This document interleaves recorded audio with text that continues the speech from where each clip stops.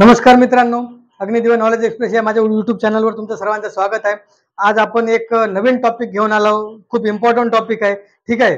ते जो टॉपिक आहे आपला आजचा, तो टॉपिक कोणता आहे का जे काही अल्कोहोल आहे, जे काही दारू दारू जी आपण पितो किंवा कंझ्युम करतो, त्या दारूमुळे नेमका आपल्या शरीरावर कोणता परिणाम होतो। मोस्ट ऑफ द टाइम सर्वात जास्त इफेक्ट जो आहे तुम्ही याच्यामध्ये लिव्हरवर फोकस केला की लिव्हरवर त्याचा किंवा मराठीमध्ये त्याला यकृतावर कसा परिणाम होतो आणि यकृतावर परिणाम झाल्यानंतर ते आपल्या पूर्ण बॉडीचं जे काही सिस्टम आहे ते कशी डिस्ट्रॉय करते आणि त्याच्यामुळे आपल्याला कोणत्या कोणत्या गोष्टीला सामोरं जावं लागतं ते आपल्याला आज सांगण्याचा म्हणजे मी काय करणार आहे, प्रयत्न करणार। टॉपिक काय आपला आजचं, दारू। कोणता आहे? दारू म्हणजे अल्कोहोल। अल्कोहोलमुळे आपल्या बॉडीवर म्हणा किंवा आपले जे काही बॉडी ऑर्गन्स आहेत, शरीरामधले जे काही आहेत, त्याच्यावर नेमका कसा फरक पडतो ते इम्पॉर्टंट। आता मी तुम्हाला एक माझा एक्सपिरियन्स सांगतो, त्याच्यामुळे मग तुम्हाला ते जास्तीत जास्त समजण्याचा प्रयत्न कराल, ठीक आहे।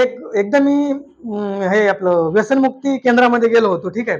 एकदा व्यसनमुक्ती केंद्रामध्ये गेलो होतो, असे खूप सारे लोक व्यसनमुक्ती केंद्रामध्ये बसले होते। तर मी त्यांच्याकडून आधी त्यांच्या मॅनेजमेंटकडून परमिशन घेतली की मला त्यांना भेटायचं आहे, त्यांच्याशी बोलायचं आहे।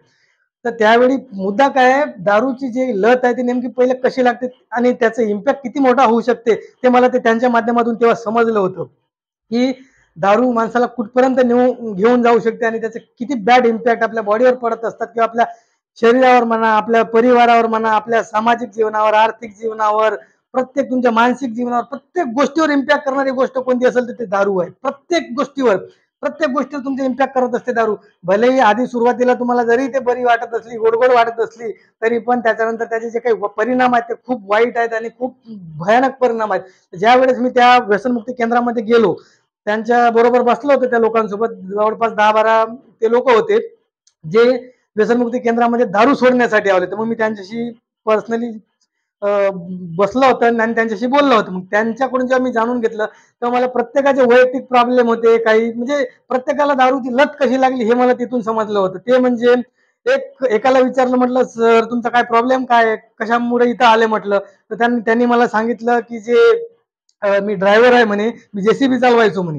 जेसीबी चालवण्यामुळे त्याच्यामुळे प्रॉब्लेम काय व्हायचं, मी कामावर जायचं, त्याच्यामुळे मग मला मित्र वगैरे भेटून जायचे, त्याच्यामध्ये ते लत लागून गेल्याने मी खूप दारू प्यायला लागलो, ठीक आहे। आणि दुसरा माणूस भेटला होता, त्यांनी सांगितलं माझा पर्सनल प्रॉब्लेम आहे म्हणे, माझी बायको सोडून गेली म्हणे, त्याच्यामुळे मी पुन्हा अजून प्यायला लागलो। आधी पित होतो म्हणे, त्याच्यानंतर सोडून गेली, मी अजून जास्त प्यायला लागलो म्हणे, त्याच्यामुळे त्यांची दारू चालू झाली होती। असे म्हणजे बरेचसे लोक होते ज्यांचं मॅटर होतं एकच, कोणती, दारू। पण त्यांचे जे काही कारण होते दारू पिण्यापासून सुरू करण्याचे ते होते, ते वेगवेगळे कारण होते त्यांचे, ठीक आहे। मग त्याच्यानंतर मी त्यांना विचारलं की हे व्यसनमुक्ती जेव्हा केंद्रामध्ये तुम्ही आली तर खरं तुमची दारू सुटणार आहे का? तर त्याच्यानंतर त्यांनी विचार केला, नाही म्हणे आम्ही आता इथं सोडासाठी झालाय, आमचा प्रयत्न आहे, ठीक आहे, प्रयत्न आहे, तर मग आम्ही सोडू दारू। तर मग विचार करा, तुम्हाला जर दारू पिऊन व्यसनमुक्ती केंद्रापर्यंत दारू सोडायला जाण्यापर्यंत जर दारू भाग पडत असेल तर विचार करा ती जी दारू आहे ती तुमच्या मानसिक गोष्टीवर किंवा मानसिक ब्रेनवर किती मोठा इम्पॅक्ट करत असेल ते विचार करा। म्हणजे तुम्हाला दारू सोडायला त्या दारूच्या मागे जावं लागत आहे, बरोबर। त्याच्यामुळं ही जी दोन शब्दाची जी गोष्ट आहे ना, दारू, ती खूप मोठी गोष्ट आहे। त्याच्यामुळे तुम्हाला आता मी सांगणार आहे याच्यामुळं आपल्या बॉडीवर कसा इम्पॅक्ट पडतो आणि घरामध्ये प्रत्येकाचा हा प्रॉब्लेम आहे। आणि सर्वात जास्त दारूमुळे पेणारा त्रस्त कधीच नाही राहत। दारूने सुरुवातीला पेणारा कधीच त्रस्त राहते ते त्याच्या घरची फॅमिली, त्याचे जे काही सामाजिक आजूबाजूचे लोक आहेत ते त्या लोकांमुळे काय असतात, त्रस्त असतात। असं नाही की प्रत्येकच लोक दारू पिऊन जास्त त्यांचं हे करत असतात, पण मोस्ट ऑफ द टाइम दारूमुळे इम्पॅक्ट पडते हे बॉडीवर कन्फर्म आहे। मग तुम्ही किती पडू ना, तुमच्या दारूवर 1%, तुमच्या बॉडीवर 1% जरी परिणाम झाला तरी त्याचा हळूहळू वाढत जाऊन तो कसा इम्पॅक्ट करते ते दारूवर म्हणजे बॉडीवर तुमच्या, ते तुम्हाला आज समजणार आहे, ठीक आहे। त्याच्यानंतर हा व्हिडिओ घेण्याचा पर्पज एवढा आहे की खूप सारे जे लोक आहेत ते जे दारू पितात किंवा जे कंझ्युम करतात, डेली कंझ्युम करतात, त्यांना ह्या गोष्टी समजत नाही म्हणजे त्यांना कोणी सांगत नाही, ते महत्वाचं आहे। म्हणजे नेमका याचा परिणाम काय, चांगले वाईट, म्हणजे चांगले जे काही परिणाम याची मला तर माहित नाही, पण असेल तर तुम्ही कमेंट करून सांगू शकता। पण वाईट परिणाम आहेत की भरपूर वाईट परिणाम आहेत, त्याच्यामुळे तुमच्या बॉडीवर कसं इम्पॅक्ट पडते, कोणत्या कोणत्या गोष्टीवर इम्पॅक्ट पडते त्याचा 1 बाय 1 मी तुम्हाला दाखवतो, ठीक आहे। बघा, आता ही जी दारू आहे ना, ही दारू सर्वात जास्त तुम्ही दारू पिल्यानंतर, आता आपली जी काही बॉडी आहे माणसाची, त्या बॉडीमध्ये प्रत्येक माणूस हा पेशीपासून बनलेला असतो। म्हणजे तुमची जी काही शरीर आहे ते लहान लहान गोष्टीपासून बनला असतो, ते म्हणजे पेशी असतं। तर प्रत्येक गोष्ट जेव्हा तुम्ही घेताय ते पेशीपर्यंत जाणारच आहे, तुमची कोणापर्यंत जाणार आहे, पेशीपर्यंत। पण जेव्हा तुम्ही एखादी गोष्ट घेता ते गोष्ट डायरेक्ट पेशीला आवडत नाही। म्हणजे जसं आपण तुम्ही दारू पिले पण जशीच्या तशी दारू पेशी पिल का नाही. तर लक्षात ठेवा, जेव्हा केव्हा तुम्ही दारू पिता, त्या दारू जेव्हा एखादी दारू असते त्या दारूमध्ये जेव्हा तुम्ही दारू पिता त्या दारूमध्ये खूप साऱ्या गोष्टी कंटेंट असतात. त्याच्यामध्ये अल्कोहोल असते त्याच्यामध्ये. ते दारू जेव्हा बॉटलीत बंद केल्या जाते ते खराब नाही हो म्हणे त्याच्यासाठी प्रिझर्वेटिव्ह काहीतरी एलिमेंट्स टाकले जातात, काही कंपाऊंड टाकले जातात. त्या दारू टेस्ट यासाठी त्याच्यामध्ये काही कंपाऊंड टाकले जातात. हे सगळ्या ज्या काही बारीक बारीक गोष्टी जे घटक आहेत त्या गोष्टी तोडावं लागतं. काय करावं लागतं, त्याचं बारीक बारीक ब्रेकडाऊन करावं लागतं. म्हणजे बारीक बारीक करून ते गोष्टी पेशीपर्यंत करावं लागतं. मग पेशी काय म्हणते आपल्या बॉडीला, हे मला असं चालत नाही, मला काय पाहिजे म्हणते बारीक बारीक पाहिजे. मग हे बारीक करून देणारा कोण राहते, तर करून देणारा एक माणूस राहते आपल्या बॉडीमध्ये, तो तो राहते आपला लिव्हर. कोण राहते आपला लिव्हर. लिव्हर म्हणजे मराठीमध्ये यकृत. आजचा माझा पर्पज आहे की प्रत्येक माणसाला हा व्हिडिओ समजला पाहिजे. प्रत्येक, असं नाही का विज्ञानाचा अभ्यास केला पाहिजे म्हणजेच विज्ञान समजणार आहे असं नाही. बेसिक विज्ञान आहे तो तुमच्या बॉडीपर्यंत तुमच्यापर्यंत पोहोचणं महत्वाचं आहे. आता लक्षात ठेवा, जेव्हा तेव्हा तुम्ही कोणताही अन्न खाता, बरोबर आहे, हे आता तुमची हे पाईपलाईन आहे, ही पाईपलाईन आहे, ठीक आहे. ही पाईपलाईन जेव्हा आहे तेव्हा तुमच्या बॉडीमध्ये असं असं तुमचं हे असतं, ठीक आहे. आता मी तुम्हाला फक्त लिव्हर दाखवतो, कुठं असते लिव्हर बॉडीमध्ये, ठीक आहे. हा जवळपास तुमचा आहे लिव्हर, ठीक आहे, हा लिव्हर. आता लक्षात ठेवा, हा तुमचा जठर आहे, त्याला इंग्लिशमध्ये स्टमक म्हणतात. हा तुमचा लिव्हर आहे, ठीक आहे, हा लिव्हर आहे. आणि हे तुमची ही पाईपलाईन आहे. जेव्हा तुम्ही तोंडातून अन्न खाता, तो खाल्ल्यानंतर हा पाईपलाईन मधून तो अन्न काय येते, येत असते. मग तुम्ही दारू पिले तरी ती ह्याच पाईपलाईन येणार आहे, बरोबर आहे. दारू पिल्यानंतर ज्या काही दारूमध्ये बारीक बारीक कण असतात, जेव्हा ज्या काही एलिमेंट्स असतात ते बारीक करून कोणाला द्यायचे असतात, पेशीला. मग बारीक करायचं काम कोणाकडे असते, हा लिव्हरकडे असते, बरोबर आहे, हा लिव्हरकडे असते. मग तुम्ही दारू प्या, तुम्ही कोणतेही मेडिसिन खा, म्हणजे जे काही औषध आहे ते खा, विष प्या, प्रत्येक गोष्टीला बारीक करण्याचं किंवा ते तोडून टाकण्याचं काम कोण करत असते, लिव्हर. हा तोडून दिल्यानंतर फायदा काय होते, जेव्हा लिव्हर ते गोष्ट तोडते किंवा त्याचा तुकडे तुकडे करते, त्याच्यानंतर ते तुकडे तुमच्या किडनीकडे जात असतात. किडनी मग ते तुमच्या रक्तामध्ये जेव्हा हे गोष्टी टाकत असतात ना, तुकडे तुकडे, ते किडनी मग ते तुमचे बारीक बारीक जे तुकडे असतात ना, ते त्यांना चाळण करत असते. जसं चालणीमध्ये तुम्ही चाळण करता तसं चाळण करून कामाचं आहे ते वापस रक्तात पाठवलं जाते, आणि जे बिनकामाचं आहे ते तुमच्या लघवी थ्रू म्हणा ते कुठं गेलं जाते, किडनी तुमचं साफ करत असते. मग लक्षात ठेवा, हे काम कोण करत असतं, लिव्हर करत असतं. मग तुम्ही दारू पिताय, मोकळे होत आहे, पण सगळे कार्यक्रम कोणाला करावं लागतं, लिव्हरला. आता आपण म्हणते काही काही जेवणाच्या पहिले पिऊन घ्यायची, म्हणजे पिल्यानंतर ते दारू कुठे येणार आहे, तुमच्या लिव्हरकडे येणार आहे. मग लिव्हरला पेशी सांगतं मला त्याच्यातले बारीक बारीक पाहिजे तुकडे.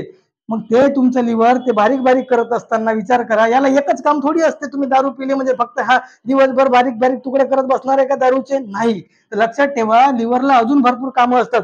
जे काही तुम्ही अन्न खाल्लंय, आता दारू सोबत पुन्हा मटनही खाते, मग मटन खाल्यानंतर पुन्हा हे मटन इथं येत असते. मग ह्या मटन इथं आल्यानंतर तिला पचवावं लागतं, तिला बारीक बारीक करावं लागतं. मग ते पचवण्यासाठी जे काही गोष्टी लागतात त्याचे पुन्हा सिक्रेशन कोण करत असतं, लिव्हर असतं. म्हणजे लिव्हरला दारूही पचवायची राहते, तुम्ही खाल्लेली चिकन मटनही पचवायची राहते. मग एवढे सारे बाकीचे अजून कामं त्याला लिव्हरला असतात. मग एवढे सारे कामं ह्या लिव्हरकडे दिले असल्यामुळं आपल्याला एक दोन गोष्टी केल्यामुळं आपल्या लिव्हरवर काय परिणाम होतो, त्याचा ताण निर्माण होतो.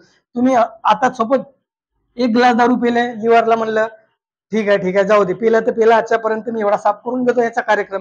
पुन्हा दुसऱ्या दिवशी तुम्ही 2 ग्लास पिले, लिव्हर म्हणते चल ठीक आहे जाऊ दे आजचे दिवस, यांनी 2 ग्लास पिलं तेही मिटवून टाकतो कार्यक्रम.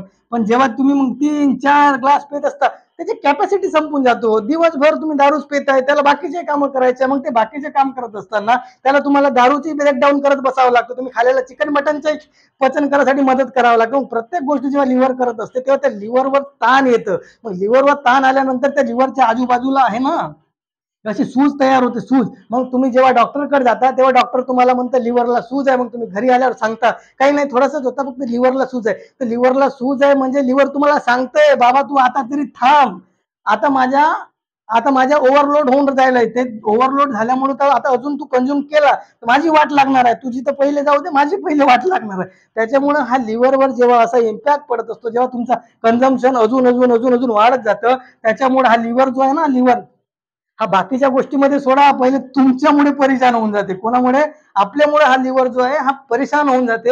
याच्यावर कामाचा ताण वाढतो, कामाचा ताण वाढल्यानंतर याची तब्येत बिघडून जाते, याची तब्येत बिघडली का मग आपली तब्येत बिघडते. लक्षात ठेवा मित्रांनो, तर जेव्हा तुम्ही असं आपण दारू नेहमी कंझ्युम करतो त्यावेळी हा जो लिव्हर आहे ना, हा लिव्हर खराब होऊन जाते. मग तुम्ही जेव्हा तुम्हाला दुखतंय लिव्हर म्हणजे नेमकं समजून घ्या का लिव्हर लिव्हर दुखतंय म्हणजे तुम्हाला सांगतंय की बाबा आता तू पिऊ नको, आता तू थांबवते.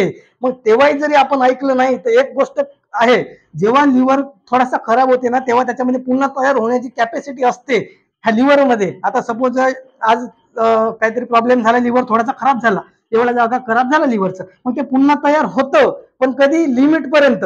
जेव्हा किंवा याचं लिमिट संपते, मग त्याचा जेव्हा तयार होण्याची जी कॅपॅसिटी असते याच्यामध्ये, ते पण पुन्हा बंद होऊन गेल्यामुळं हा जो लिव्हर आहे पूर्ण खराब होतो. मग लिव्हर खराब झाल्यामुळं जे काही तुम्ही दारू पिली, ते दारू जेव्हा पिली आहे किंवा मटण खालाय, चिकन खालाय, ते सगळं पचवायसाठी, तोडायसाठी याच्यामध्ये एकही पर्सेंट कॅपॅसिटी राहत नाही. त्याच्यामुळे मग भलेही तुम्ही दारू पिली, तुमचा लिव्हर खराब झाला म्हणजे तुमच्या लिव्हरवर तुकडे करण्याचे जे काही काम होते ते किडनी पर्यंत पाठवणार नाही, म्हणजे किडनीच्या वर ताण पडेल.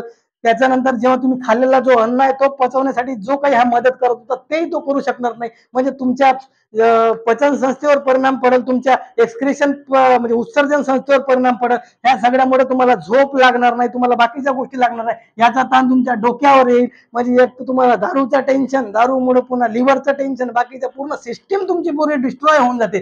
तुमचं जे काही बॉडीमध्ये चालणारा काम आहे तो पूर्ण डिस्ट्रॉय होते मित्रांनो.